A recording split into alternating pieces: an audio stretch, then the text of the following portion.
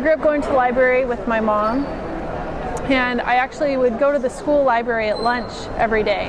And I'm a writer because of a librarian. I had an essay that the librarian encouraged me to turn in about what my favorite genre of books were, and that essay won the essay contest for the school in 5th grade, and after that I was always writing in the library. So I write in the library now, and I wrote in the library even when I was a kid. Started off writing Sweet Valley High fan fiction.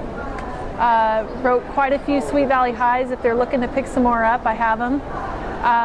So I think just kind of through osmosis of having those books around me all the time, I think that's what really drew me to go there. I checked out books, but I wasn't so great at returning them, so I actually had a rule that I would have to go to the library to read them because sometimes I would lose them. My 5th grade teacher is now a librarian, and so she was my favorite teacher growing up, and we've since reconnected, and now I go to her school every year and speak, and she was a librarian trapped in a teacher's body, I think, for a long time. She was the one who really introduced me to Bridge to Terabithia and Lewis Lowry and all these different authors that turned me into a really hardcore reader too. I use it for research. I go there quite a bit. I'm in Las Vegas, and so it's the Clark County Library System.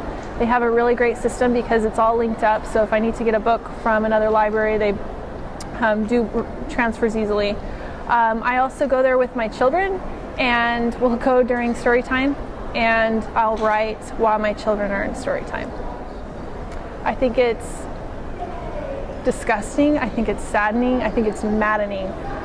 Again, from Las Vegas, we're seeing more and more school libraries, they are cutting their media specialists, thinking that you don't need a degree in order to do this job, and they're finding more and more that that's not the case, that there's all these librarians that have such a love for books, and their students are excelling because of those librarians. And so it's one of the most upsetting things to me in education happening right now. And that's both in schools and public libraries as well. I think when the libraries go, I think society goes right after that. I always encourage parents especially to read with their children and to be aware of what their children are reading. So I support parents that are aware of that. However, I think every child has different reading needs, and I think challenging can get in the way of what one student needs going to be very different than what another student reads. So I don't believe in book banning. I don't believe in challenging lists. And I encourage it in the sense that it always seems when that happens, that book gets more attention, and I do encourage that. But definitely, I participate in banned books weeks as well. And also, it's been interesting to me because I am in a rather conservative community where I've seen that happen. And what I always think is funny about it is the parent will say, oh, we can't read this book because it has this word in it. So what you're protecting your child from, they already are aware that it's there. So I don't really see the purpose of it in that sense.